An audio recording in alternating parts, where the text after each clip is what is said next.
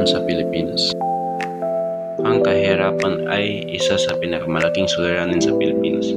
Maraming Pilipino ang walang sapat na trabaho at kita kaya nahihirapan silang tustusan ang pang-araw-araw na pangangailangan.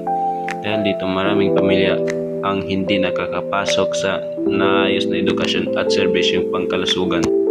Ang problema sa edukasyon ay makikita sa kulangan ng pondo, silid-aralan at guro na nakakaapekto sa kalidad ng pagkatuon ng mga mag-aaral. Dahil dito, maraming estudyante ang nahihirapan sa kanilang mga aral.